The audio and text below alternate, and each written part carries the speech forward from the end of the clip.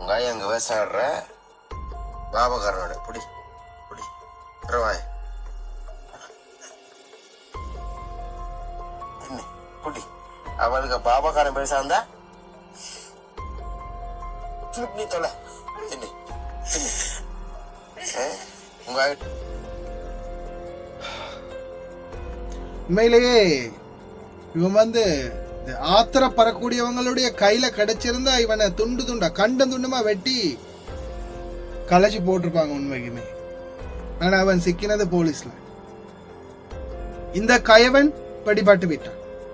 இந்த கயவன் வந்து பிடிபட்டிருக்கிறான். இதை பத்தின மேலதிக டீடைல்ஸ் வந்து பாத்தீங்கன்னா ஷேர் பண்ணியிருந்தாங்க. இவங்களுடைய இந்த சிறுமியுடைய தாய் வந்து இது சம்பந்தமா வீடியோ ஒன்று போட்டிருந்தாங்க, பேசியிருந்தாங்க.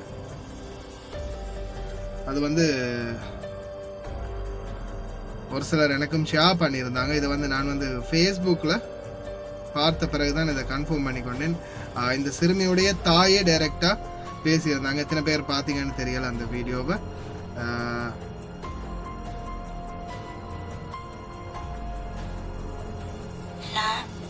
நடந்த சம்பவத்தில் ஒரு தகப்பன் ஷோர் ஊட்டி ஒரு வீடியோ வந்து வந்துருக்கு. அந்த திருப்பூட்டிய பாபா வந்து என் மகள் தான். நான் இங்கே சவுதியில் வேலை செஞ்சு கொண்டிருக்கேன். எனக்கு இந்த வீடியோ வந்த பிறகு தப்பு நடவடிக்கைகள் போலீசால் எடுக்கப்பட்டிருக்குது. இப்ப அவரு இருக்கிறாரு பதில பந்தனக்கரையில் இருக்கிறார். அவர் இல்லை, அவன் அவன் சொல்லு அவன். நீங்க ரெண்டு பேரும் காட்டுற கூத்தால இந்த கடைசியில பாவம் அந்த பச்சை புள்ள எவ்வளவு கஷ்டப்படுது பாத்தீங்களா.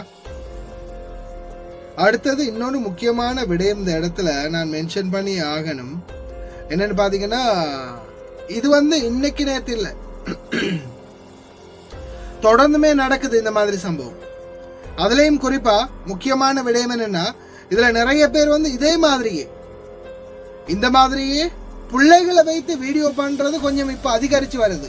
அதுவும் இந்த டிக்டாக் வந்ததுக்கு பிறகு டிக்டாக்ல பிள்ளைகளுடைய வீடியோ போடுறது போட்டு நீ வரலன்னா நான் பிள்ளைக்கு அடிப்பேன், பிள்ளைய கொல்லுவேன், பிள்ளைய வெட்டுவேன், இந்த மாதிரியே சொல்லி சொல்லி சொல்லி சிலர் வந்து என்ன பண்றாங்கன்னா அந்த பிளாக்மெயில் பண்றது, பிளாக்மெயில் பண்ணி அந்த மனைவிகளை வந்து துன்புறுத்துறது.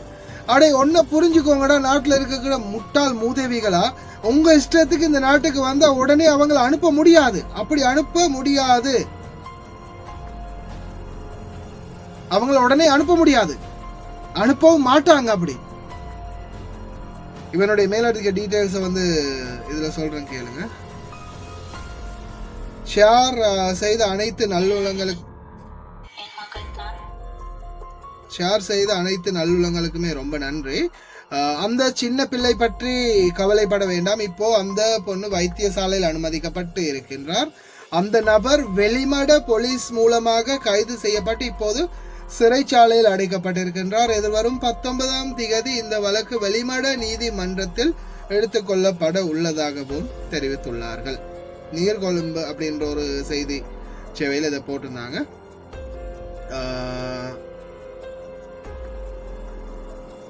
நீர்கொழும்பு அப்படின்ற ஒரு செய்தி சேவையில் இதை வந்து போட்டிருந்தாங்க. ரெண்டு பேருடைய அம்மாவுடைய இதையும் போட்டு குழந்தையுடைய இதையும் போட்டு.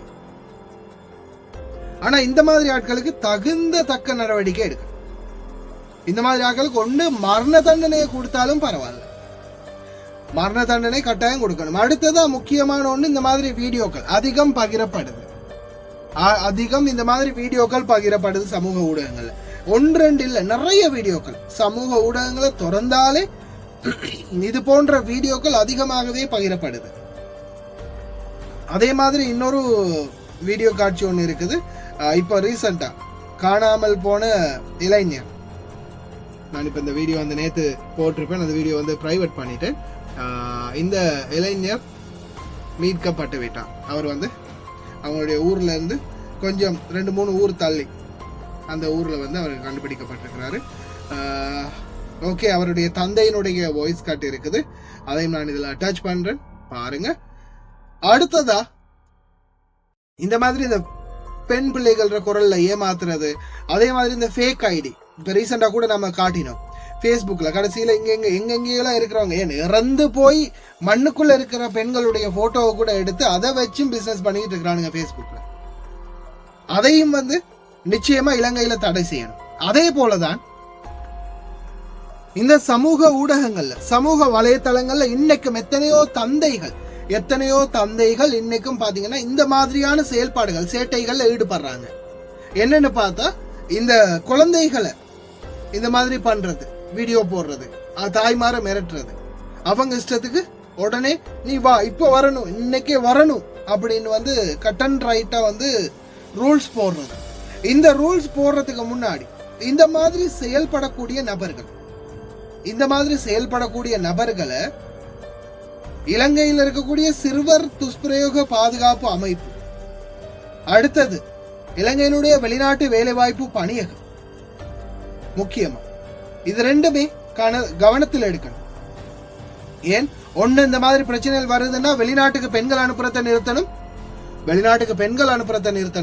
அப்படி இல்லைன்னா நிச்சயமா என்ன பண்ணணும், உடனடியாக இந்த வெளிநாடுகள்ல இந்த மாதிரி பிரச்சனைகள்ல சந்திக்கக்கூடிய தொழிலாளர்களுக்குன்னு ஒரு அவசர அழைப்பு இலக்கம் ஒன்று விடுத்து இந்த மாதிரி பிரச்சனைகள் இருந்து அவங்களுக்குரிய அந்த அழைப்பை கொடுத்து எமர்ஜென்சி இந்த மாதிரி சிச்சுவேஷனுக்கு மட்டும் சைல்டு அபியூஸ் சம்பந்தமா உடனே கால் பண்ணுங்க, வாட்ஸ்அப் பண்ணுங்க அப்படின்ற மாதிரி ஒரு சேவை ஒன்று நிறுவி இந்த தொழிலாளர்களுடைய பிரச்சனைகளுக்கு உடனடி தீர்வுகளை பெற்றுக் கொடுக்கணும். அப்படி இல்லாத பட்சத்துல இந்த பெண்கள் போய் அங்க நிம்மதியா வேலை செய்ய முடியாது, இவனுங்க இங்க நிம்மதியா இருக்க விடவும் மாட்டானுங்க. கடைசியில அநியாயமா பச்சை பிள்ளைகள் வந்து செத்து போகும், உயிரிழந்து போகும். அதனால நிச்சயமா சம்பந்தப்பட்ட அதிகாரிகள் இதுக்கு தகுந்த நடவடிக்கைகள் எடுக்கணும். எடுக்காத பட்சத்துல நிச்சயமா மிகப்பெரிய ஒரு தொழிலாளர்களுக்கு மத்தியில மிகப்பெரிய ஒரு பிரச்சனையே ஏற்படும். இந்த நாட்டுல அவங்களுக்கு இருக்கிற நிம்மதியும் போயிடும், நாட்டுல குழந்தைகளுடைய நிம்மதியும் போயிடும். அதே மாதிரி மிக முக்கியமான ஒரு விடயம், சிலர் வந்து இந்த சமூக ஊடகங்கள் மூலமாக இந்த லைவ் டிக்டாக் இந்த சமூக ஊடகங்கள் மூலமாக செயல்படக்கூடிய செயல்பாடுகள்ல சிலர் வந்து செய்யக்கூடிய தவறுகள், அதுவும் வந்து நாளைக்கு அவங்களுடைய குழந்தைகள், ஏன் இன்னைக்கு எத்தனையோ பேர் பெண்களுடைய வீடியோக்களை போட்டு போட்டோக்களை போட்டு சீரழிக்கிறாங்க, ஏன் ஆண்களுடைய போட்டோக்களையும் வீடியோக்களையும் போட்டும் சீரழிக்கிறாங்க. இந்த மாதிரி விடயங்களுக்கு கடுமையான சட்ட நடவடிக்கை எடுக்கணும். அது மாதிரி அந்த மாதிரி விடயங்களை தடுக்கிறதுக்கு இலங்கையில் உள்ள அதிகாரிகளுக்கு கொஞ்சம் முதுகெலும்பு வளர்ந்தாவது வரணும். எத்தனையோ விஷயங்கள் நாட்டில் இன்னைக்கும் துப்பாக்கி சூடு கண்ட இடத்துல சுட்டுட்டு போயிட்டே இருக்கிறாங்க. யாருக்கு எப்படி என்ன நடக்குதுன்னே புரியல. இந்த இப்போ ரீசெண்டாக கூட பார்த்தீங்கன்னா ஒரு வீடியோ ஒன்று பதிவாகிச்சு கல்கிசா பகுதிகளில் தானே. கடைசியில் சும்மா அதுவும் யார் ரோட்டு துப்புரவாளர் ரோடு கூட்டிக்கிட்டு இருக்கிற ஒருத்தரை சுட்டு தள்ளிட்டு போயிட்டே இருக்கிறானுங்க. அவங்க அம்மா ஏதோ போதைப் பொருள் சம்மந்தப்பட்ட விடயங்கள் சம்மந்தப்பட்ட ஒரு பெண்ணா.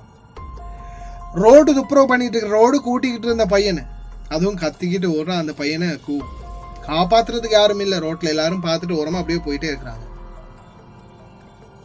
நாட்டோடைய நிலைமை இந்த மாதிரி போயிட்டு இருக்குது. நாடு ஏற்கனவே இருந்த பிரச்சனைகளை தாண்டி இந்த மாதிரி இன்னும் பிரச்சனைகள் அதிகரிக்கும் போது கடைசியில நாட்டில் உள்ள ஒரு பாதுகாப்பு சூழல் ஸ்திரத்தன்மையே இல்லாம போயிடும்.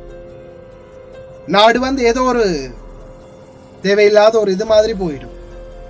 தயவு செய்து சம்பந்தப்பட்ட அரசாங்க அதிகாரிகள் இதுக்கு கடுமையான நடவடிக்கைகள் எடுங்க. அதே மாதிரி இதன் பிறகு இப்ப இந்த ஒருத்தன் வந்து குழந்தைய வச்சு பிளாக்மெயில் பண்ண மாதிரி இன்னும் இதுக்கு முதல்ல எத்தனையோ வீடியோக்கள் 1000 வீடியோக்கள் பதிவாகி இருந்துச்சு சமூக வலைத்தளங்கள்ல. இத மாதிரி இனிமேலாவது நடக்காம இந்த சம்பவத்துக்கு பிறகு இந்த நபருக்கு கொடுக்கக்கூடிய தண்டனை அனைவருக்கும் ஒரு பாடமாக இருக்கணும். அதே போலதான் முக்கியமா இந்த மாதிரி சம்பவங்கள் செய்யும் போது இதை தேடி ஆராய்ந்து பார்ப்பதற்கு ஒரு சம்பந்தப்பட்ட அரசு அதிகாரிகள், குழந்தைகள் பாதுகாப்பு மையம், அதே போல வெளிநாட்டு வேலைவாய்ப்பு பணியகம் 2 பேரும் இணைந்து இதற்கான சரியான ஒரு தீர்வுகளை பெற்றுக் கொடுக்கணும். இல்லாத பட்சத்துல நிறைய தொழிலாளர்கள் இதை மாதிரி பாதிக்கிறதுக்கு வாய்ப்பு இருக்கு. ஏன்னா வெளிநாட்டுக்கு வாரதுனாங்க வெளிநாட்டு வேலைவாய்ப்பு பணியகம், தூதரகம், ஏஜென்ட் இவங்களை நம்பிதான். ஆனா வந்த பிறகு இந்த மாதிரி சம்பவங்களுக்கு தொழிலாளர்கள் முகம் கொடுக்க வந்தால் அது நிச்சயமாக மிகப்பெரிய ஒரு பாதிப்பு ஏற்படுத்தும். தொழிலாளர்களுக்கும் தான் இந்த நாடுகளில் இருக்கக்கூடிய ஸ்பான்சர்களிடையும் பெரிய பிரச்சனைகள் ஏற்படும். வந்து 1 மாதத்துல 2 மாதத்துல இந்த மாதிரி போகணும்னு மக்கள் வெளியாகிட்டாங்கன்னா அதுக்கப்புறம் ஸ்பான்சர்கள் பிரச்சனை பண்ணுவாங்க. பணம் கொடுக்க வேண்டிய சூழல் வரும், பணம் கொடுக்க முடியாது, அப்போ போக முடியாத சூழல் வரும். அங்கே நாட்டில் குழந்தைகளை வச்சு சித்திரவதை பண்ணுவாங்க. இங்கே பெண்கள் வந்து சித்திரவதைக்கு உட்படுத்தப்படுவாங்க. அதே மாதிரி இது எல்லாமே சேர்ந்து அனைத்து சுற்றி வளைத்து தொழிலாளர்களுடைய பாதுகாப்பிலேயே பிரச்சனைகளை உண்டு பண்ணும். அதால் தயவு செய்து சம்பந்தப்பட்ட அதிகாரிகள் இதன் பிறகாவது இந்த மாதிரியான சம்பவங்கள், துன்புறுத்தல்கள், குழந்தைகளுக்கு எதிரான வன்முறைகள் நடக்காம பார்த்துக்கோங்க அப்படின்றதான் எங்களுடைய முக்கியமான கோரிக்கை. வெளிநாடு வாழ் தொழிலாளர்கள் சார்பாங்க. ஏன்னா அவங்க நம்பி வந்திருக்கிறது எல்லாற்றையும் நம்பிதான். இலங்கையினுடைய அரசாங்கத்தை, போலீஸை, வெளிநாட்டு வேலைவாய்ப்பு பணியகத்தை, தூதரகத்தை, ஏஜென்ட் எல்லாரையும் நம்பித்தான் வராங்க. ஆனால் இங்கே வந்த பிறகுதான் இந்த மாதிரி பல பிரச்சனைகளுக்கு முகம் கொடுக்குறாங்க.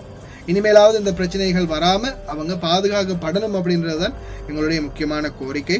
நிச்சயமாக இதற்கு சம்மந்தப்பட்ட அதிகாரிகள் நடவடிக்கை எடுப்பாங்க அப்படின்னு நம்புகிறோம். இதுக்கு பிறகாவது அதே மாதிரி குழந்தைகளுக்கு ஒரு பிரச்சனைனா சோசியல் மீடியாக்களில் பதிவிடும் போதே தயவு செய்து உங்களுடைய ஊரு பேர், எங்கே ஏரியா அட்ரஸ்ன்றதையும் சேர்த்து பதிவிடுங்க. அப்போ தான் உடனடியாக நடவடிக்கை எடுக்க முடியும். குழந்தைங்க கொண்டுட்டு அவனு செத்து போயிட்டான்னா என்ன பண்ணுவீங்க? நான் கேட்குறேன், ஒரு உதாரணத்தை கேட்குறேன். குழந்தையும் கொண்டுட்டு அவனும் செத்து போயிட்டான்னா என்ன பண்ண முடியும்? அந்த பச்சை பாலகனுடைய உயிரும் போயிடும், அவனும் செத்து போயிடும். ஏன் வீடியோக்கள் பதிவாகுது? நம்ம இதுக்கு பிறகு இருந்து வேலையில் பிரச்சனை ஆகிரும், நம்மளை பிடிச்சி ஜெயிலில் போட்டுருவாங்க, அடிச்சிருவாங்க, உதச்சிருவாங்க, கொண்டுருவாங்கன்னு பயத்திலேயே அந்த மாதிரி முடிவுகளை கூட எடுக்கலாம் இல்லையா? அதனால வீடியோக்கள் போட்டால் உடனே அந்த ஏரியா அட்ரஸை பதிவிடுங்க. அப்போ உடனே பார்க்குறவங்க அந்த செகண்ட்லேயே போயிட்டு உடனே நடவடிக்கை எடுக்க முடியும். அதனால தயவு செய்து சிந்திச்சு செயல்படுங்க. அந்த தாயினுடைய பேச்சும் அதே மாதிரி காணாமல் போன இளைஞர் அவரும் திருப்பி கிடைச்சிருந்தாரு. அவருடைய தந்தையினுடைய குரல் பதிவும் இருக்குது. கடைசி வரைக்கும் பார்த்து எல்லாருக்குமே ரொம்ப நன்றி. வீடியோவை முடிந்த வரைக்கும் ஷேர் பண்ணுங்க. சந்திப்போம் இன்னொரு நல்ல வீடியோ. நான் இப்போ நடந்திருக்க சம்பவத்தில் ஒரு தகப்பன் சோறு ஊட்டி பிள்ளைய துன்புறுத்திய வீடியோ ஒன்று வந்திருக்கு. அந்த துன்புறுத்திய பாபா வந்து என் மகள் தான். நான் இங்கே சவுதியில் வேலை செஞ்சு கொண்டிருக்கேன். எனக்கு இந்த வீடியோ வந்த பிறகு தக்க நடவடிக்கைகள் போலீஸால் எடுக்கப்பட்டிருக்குது. இப்போ அவர் இருக்கிறாரு பதுளையில் பந்தனக்கரையில் இருக்கிறார். எல்லா நண்பர்களுக்கும் நல்ல உள்ளங்கள் எல்லாருக்கும் வணக்கம். என் மகனை காண இல்லைன்ட்டு நான் ஒரு வீடியோ போட்டிருந்தேன். அதை பார்த்துட்டு நிறைய பேர் ஷேர் பண்ணியிருந்தீங்க. நிறைய பேர் எங்களோடைய நின்று தேடுனீங்க, கொண்டுங்க எல்லாம் செஞ்சவங்க எல்லாருக்குமே எல்லா நல்ல உள்ளங்களுக்கும் கோடி நன்றி. ஆனால் தம்பி, இந்த பொம்பளை குரலில் பேசி இப்படி நீங்கள் ஒரு விளையாட்டுக்கு செஞ்ச வேலை, நாங்கள் இந்த 5 நாளும் பட்ட மனக்கவலை இறைவன் ஒருவனுக்கு தான் தம்பி தெரியும். இதே மாதிரி இனிமேல் யாருக்குமே செய்யாதீங்க. நாங்கள் இந்த வெளிநாடு வாழ் சொந்தங்களுக்கு எல்லாருக்குமே நன்றி. இந்த வெளிநாட்டில் இருக்கிறவங்க எல்லாம் சாப்பாடு தண்ணி பண்ணி இல்லாமலுக்கு நேரத்துக்கு நித்திர எல்லாமே எவ்வளவோ கஷ்டப்படுறாங்க, துன்பப்படுறாங்க. தம்பி, இந்த பாவங்கள் எல்லாம் நீங்கள் வாங்கி கொள்ளாதீங்க ஐயா. தயவு செஞ்சு யாராக இருந்தாலும் இனிமேல் விளையாட்டுக்காக இப்படி யாருக்குமே செய்யாதீங்க. நாங்கள் எங்களோட குடும்பம் நாம் பட்ட மனவேதனை இனிமேல் யாரும் படக்கூடாது ஐயா. அப்படி யாரும் இனிமேல் செய்யாதீங்க. எல்லாருக்கும் கோடி நன்றி தம்பி. இங்கே இருக்கிறவங்களை கேட்டால் தெரியும் எவ்வளோ கஷ்டப்படுறாங்க, எவ்வளோ துன்பப்படுறாங்க. எல்லாருக்கும் ஒரு சோகம் இருக்கும். ஏற்கனவே அப்படி துன்பப்பட்டு கொண்டிருக்கிறவங்களுக்கு மேலும் மேலும் துன்பங்களை ஏற்படுத்தாங்க ஐயா. தயவு செஞ்சு எல்லாருக்கும் மீண்டும் நன்றி சொல்லிக்கொள்கிறோம். அந்த வீடியோவை ஷேர் பண்ணின ஆக்கள், தேடின ஆக்கள் எல்லாருக்குமே நன்றி. இனிமேல் இந்த வீடியோவை ஷேர் பண்ணாதீங்க, முடிஞ்சால் டிலீட் பண்ணுங்க. எல்லாருக்கும் கோடி நன்றி. எல்லாரையும் கடவுள் காப்பாற்றணும். உங்களுக்கு கடவுள் துணையாக இருப்பார். நன்றி, வணக்கம்.